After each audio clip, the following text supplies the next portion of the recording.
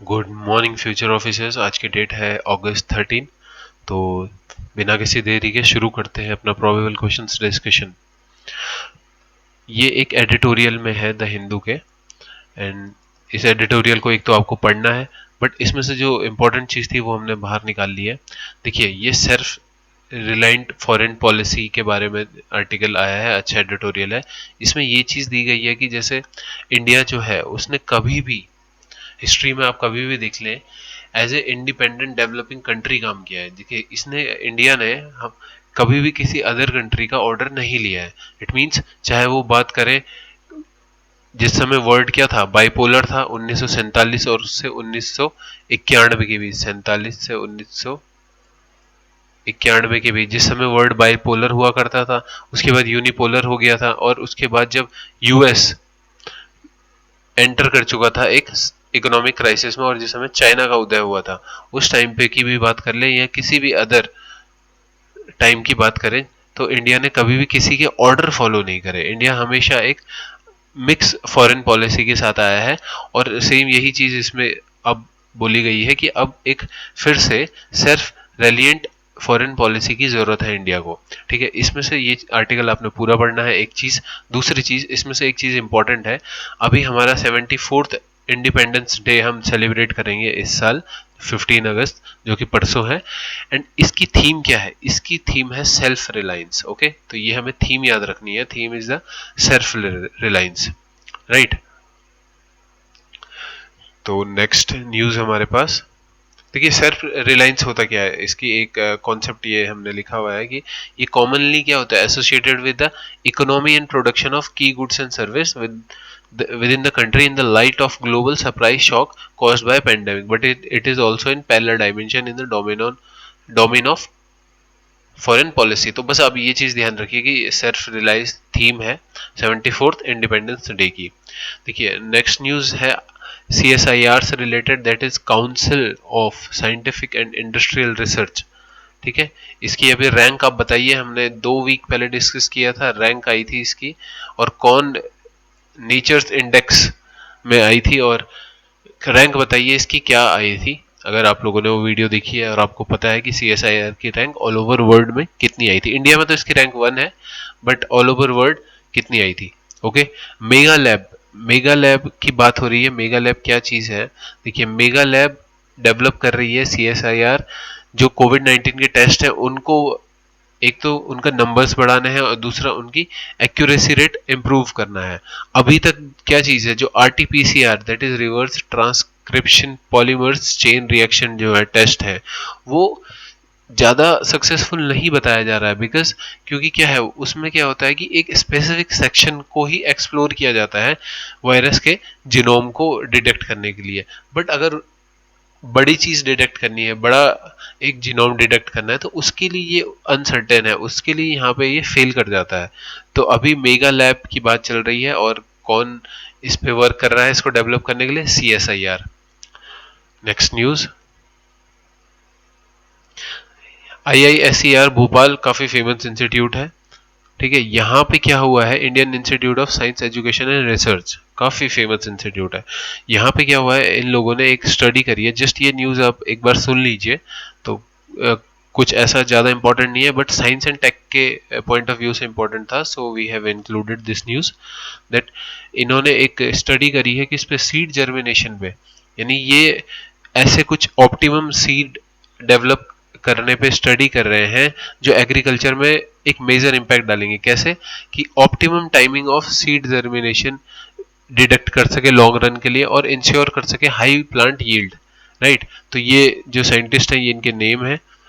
But ये चीज बस आप साइंस एंड टेक के पॉइंट ऑफ व्यू से एक बार देख लीजिए, अदरवाइज ऐसा कुछ ज्यादा इंपॉर्टेंट नहीं है। इसमें फोकस किया जा रहा है इंटरप्ले प्लांट हार्मोन्स, जैसे कि ABA, that is F66 acid, और जो क्या करेगा, स्प्राउट ऑफ सीड के अंदर इनहेबिट करेगा, राइट। तो बस ये चीज आप ध्यान रखिए कि इसमें सीड जर्मिनेशन पे इन्होंने एक रिसर्च करी है।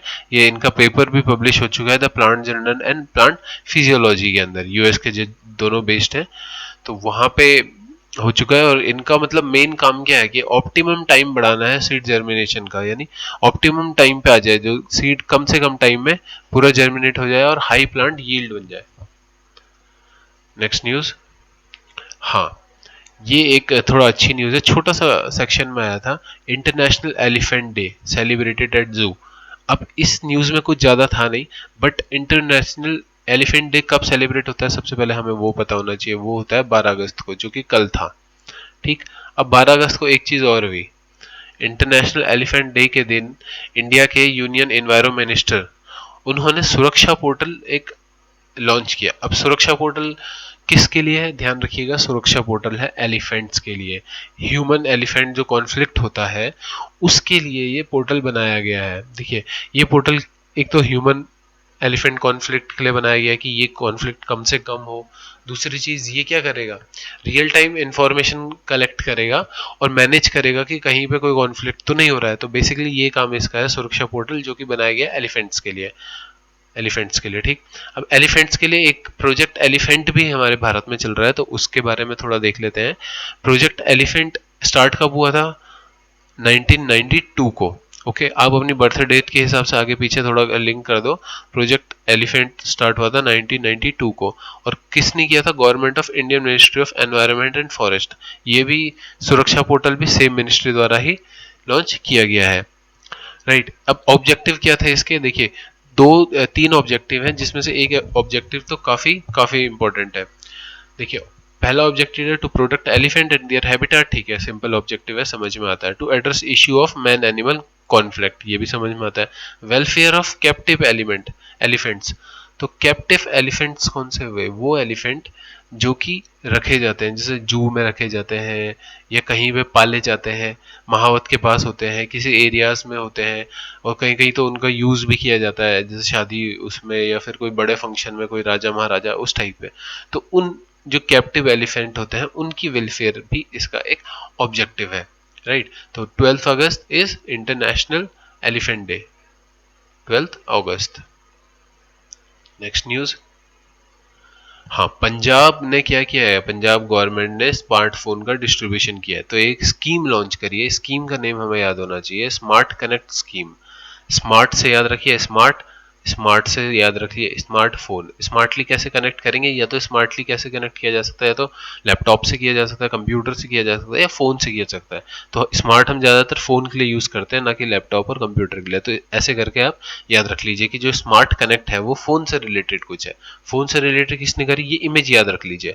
बस ये इमेज में इसीलिए डालता हूँ बिकॉज इमेज डालने से एक फायदा होता है और चीजें मेमोराइज हो जाती हैं। तो ये देखिए, जो वहाँ के ये सीएम है अमरिंदर सिंह जी, वो मोबाइल दे रहे हैं। तो ये चीज याद रखिए, अमरिंदर सिंह जी कहाँ के, पंजाब के, तो पंजाब की स्कीम है। राइट। क्या होगा इसमें, इसमें क्लास 12 तक के स्टूडेंट को स्मार्टफोन दिए जाएंगे। ये इनिशिएटिव जो पेंडेमिक की वजह से जो ये ऑनलाइन लर्निंग और सब कुछ हुआ है उसके रिगार्ड, उसको देखते हुए ये चीज शुरू की गई है।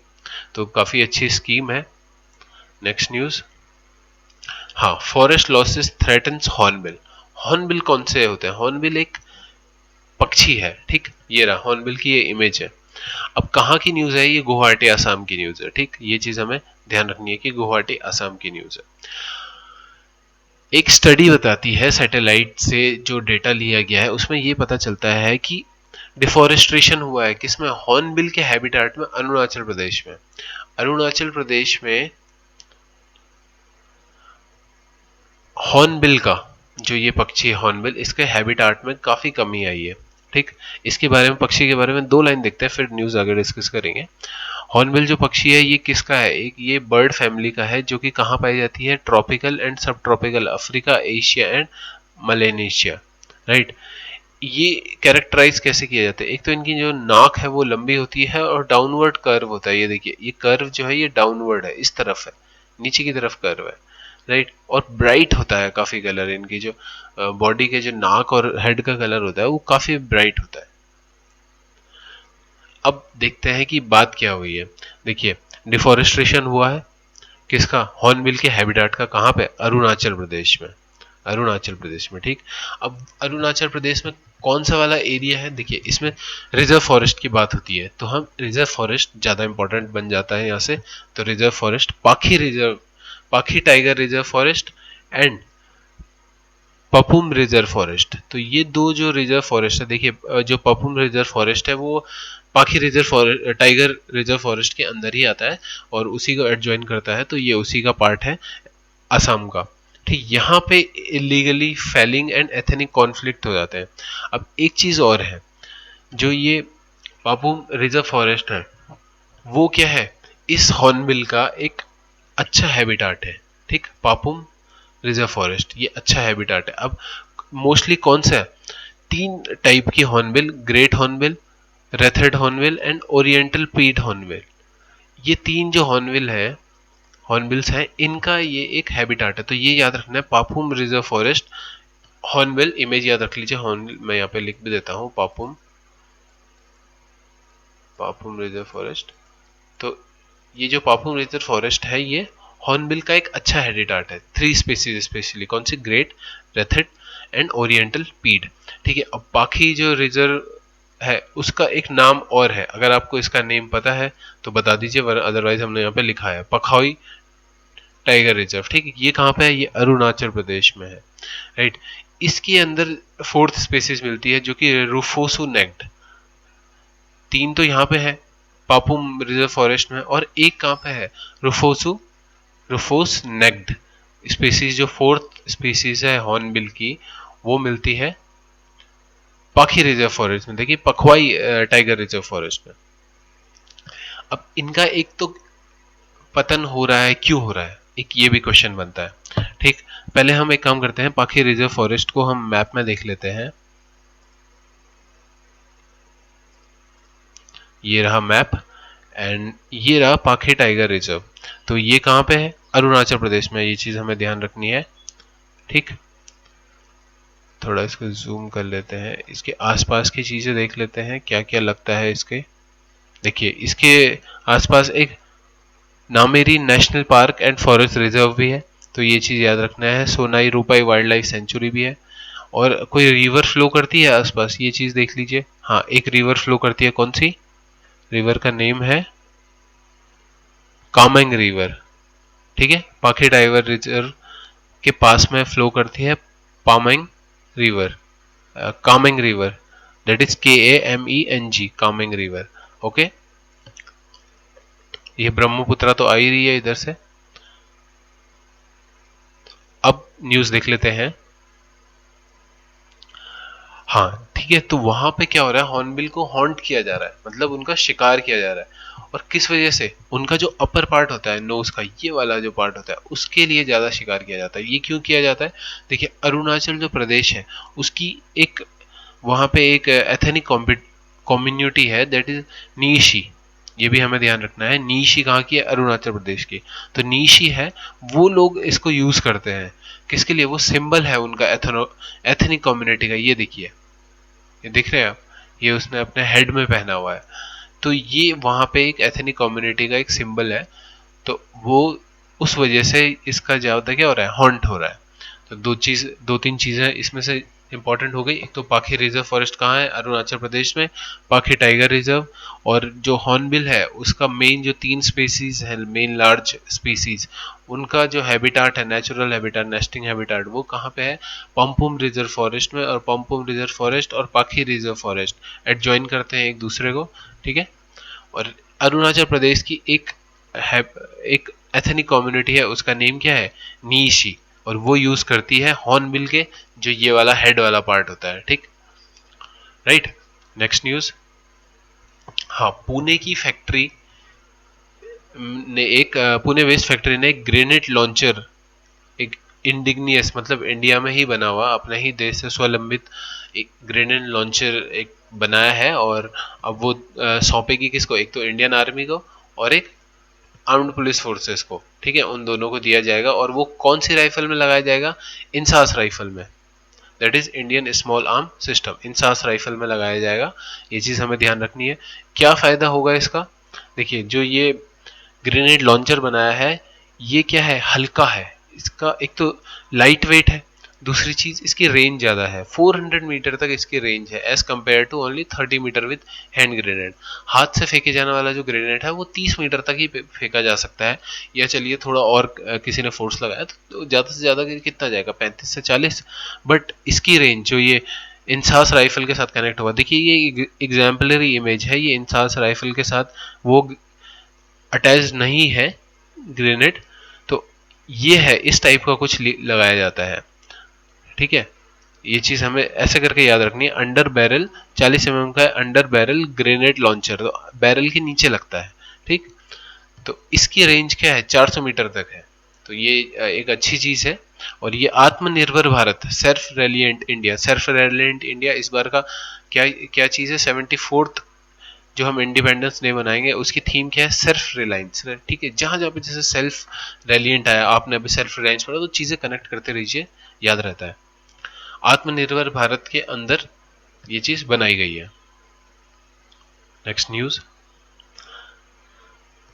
टोबैको से रिलेटेड एक आया था कि licensing for system tobacco sellers out. ये इधर वॉलंटरी ग्रुप है एक जयपुर राजस्थान का, उन्होंने कहा है सरकार को कि आप एक क्या बनाइए, एक मैकेनिज्म बनाइए, एक डिमांड किया है, एक लाइसेंस बनाइए कि तो जो टोबैको सेलर हैं वो 18 साल से कम को बिल्कुल ना भेज सके, यूथ उससे बर्बाद हो रहा है। तो न्यूज़ अच्छी है, पॉइंट भी अच्छा रखा है, बट हमारे काम की ज़्यादा है नहीं। सिर्फ हमें ये चीज़ दिखनी है कि वर्ड नो टोबैको डे कब सेलिब्रेट होता है, कब मनाया जाता है, तो world no tobacco day is on 31 May, 31 मई को मनाया जाता है वर्ड नो टोबैको डे। वैसे भी हमें टोबैको नहीं खाना चाहिए, ये एक अच्छी आदत नहीं है, दैट इज गंदी आदत है। और ये इमेज तो आप अपने सपनों में जो खाता है, वैसे तो नहीं खाते होंगे मुझे पूरा यकीन है, बट अगर कोई खाता है तो उसके फ़ोन में ये इमेज डाउनलोड करके उसका वॉलपेपर लगा दीजिए। नेक्स्ट न्यूज़ है नागालैंड से रिलेटेड। न्यूज़ में ज़्यादा कुछ ऐसा है नहीं जो हमें पॉइंट ऑफ व्यू से इम्पोर्टेंट हो, बट नागा पीपल्स को देख लेते हैं। नागा पीपल किधर मोस्टली है, तो वो है नॉर्थ ईस्टर्न इंडिया और नॉर्थ वेस्टर्न म्यांमार, यहाँ पे एथनिक ग्रुप ज़्यादा पाए जाते हैं। नेटिव एरिया यही है नागा पीपल का। कौन सी लैंग्वेज सबसे ज़्यादा बोलते हैं, सीनो तिब्बतन लैंग्वेज यूज़ करते हैं। ठीक है, सीनो तिब्बतन लैंग्वेज नागास। और प्रोमिनेंट इनकी कुछ एथनिक ग्रुप है, अनगामी, आओ, लोथा, ये काफ़ी फेमस है, जीमी, ठीक है, सूमी, कोन्या, ये सारे इनके एथनिक ग्रुप है। कुछ नागा के ऐसे ट्राइब्स हैं जो लिमिटेड है, मतलब लिमिटेड रिकॉग्नाइजेशन है, अभी उनकी ज़्यादा पहचान नहीं हुई है। तो ये कुछ ट्राइब्स हैं जैसे कोहिबू, हेमी, पंगामी, मुकलोम, रंगपंग, ओलो, कोकी, लोकपुरी, तिखक। तो ये चीज़ है, ये कंट्री कहाँ पे है, इंडिया में है, मतलब तो इधर होगा नॉर्थ ईस्ट इंडिया में, और म्यांमार में है तो नॉर्थ वेस्ट म्यांमार में होगा। तो ये चीज़ हमें ध्यान रखनी है। इंपॉर्टेंट चीज़, आप नागा के ये कुछ जो एथनिक ग्रुप है इनका नेम याद रख लीजिए, जैसे लोथा हो गया, अंगामी हो गया, आप एथनिक ग्रुप का नेम याद रख लीजिए, ये ज़्यादा इंपॉर्टेंट है। ये वाला तो खास उतना है नहीं, बट हमने बता दिया कि लिमिटेड कुछ और ट्राइब्स भी हैं नागा की। तो ये एथनिक ग्रुप हमें याद रखना है, कौन सी लैंग्वेज बोलते हैं, सीनो तिब्बत, और इंडिया के कौन से पार्ट में, नॉर्थ ईस्ट और म्यांमार के नॉर्थ वेस्ट में। आज के आर्टिकल्स जो दो इम्पोर्टेंट है, एक तो मैंने आपको सबसे स्टार्टिंग में बताया था, ये वाला article, this one article A self reliant foreign policy, ये पढ़ना है। एंड ये दो आर्टिकल हमें पढ़ना ही है। देखिए, how the tiger can regain it's strips, tiger पे अभी न्यूज़ भी आती थी कुछ टाइम पहले, क्योंकि इंडिया क्या है, अपने एपेक्स पे पहुंच चुका है, अपने पीक पे पहुंच चुका है। किस चीज़ के, टाइगर की जो क्या चीज़ है, टाइगर की जो कैपेसिटी है वो काफ़ी अच्छी हो गई है। ये चीज़ हमें एक पढ़नी है। दूसरी चीज़, stop the dismantling of environmental rules, environment से रिलेटेड है, आजकल काफ़ी आ रहा है, EIA से रिलेटेड सारी चीज़ें, तो ये चीज़ें हमें मिस नहीं करनी है, ये हमें पढ़नी ही पढ़नी है। ठीक, नागालैंड की हमने यहाँ पे बात करी थी, एक बार नागालैंड को हम मैप में भी देख लेते हैं। देखिए, नागालैंड का मैप ये रहा आपके सामने। ओके, तो नागालैंड के पास में देख लेते हैं क्या क्या है। देखिए, ये रहा नागालैंड। नागालैंड कहाँ से लगता है, म्यांमार से कनेक्ट है। एक तो नागालैंड वो कंट्री है जो, सॉरी, नागालैंड वो स्टेट है जो म्यांमार से कनेक्ट है। ठीक, इधर बांग्लादेश से कनेक्ट है नहीं है। ठीक है, अरुणाचल प्रदेश में तो बाउंड्री लगती लगती है, आसाम में भी लगती है, तो ये चीज़ हमें ध्यान रखनी है। कोई रिवर फ्लो करती है इधर, इधर नागालैंड में कोई भी फिगर रिवर नहीं है। एक नेशनल पार्क है, कौन सा? टंकी नेशनल पार्क, नटंकी नेशनल पार्क, ये किधर है? नागालैंड में है। ठीक, तो ये पूरा एक लैंडलॉक्ड एरिया है जैसे हमें दिख रहा है। अब आर्टिकल देख लेते हैं। तो आज के इंपॉर्टेंट यही आर्टिकल थे। आज के सेशन में बस इतना ही है। होपफुली आपको पसंद आया हो। अगर आपको चीज़ें अच्छी लग रही हैं, समझ में आ रही हैं, कोई क्वेश्चन है, कोई क्वेरी है, तो आप हमें कमेंट बॉक्स में बता सकते हैं। एंड प्लीज़ आप हमें हमारे टेलीग्राम चैनल में जुड़िए हमारे साथ। हम काफ़ी अच्छे अच्छे वहाँ पे एमसीक्यूज डेली प्रोवाइड करते हैं। एक बार आप देखिए, अच्छे लगे तो जुड़िए, otherwise it's okay, it's all your choice. तो थैंक यू सो मच। जय हिंद।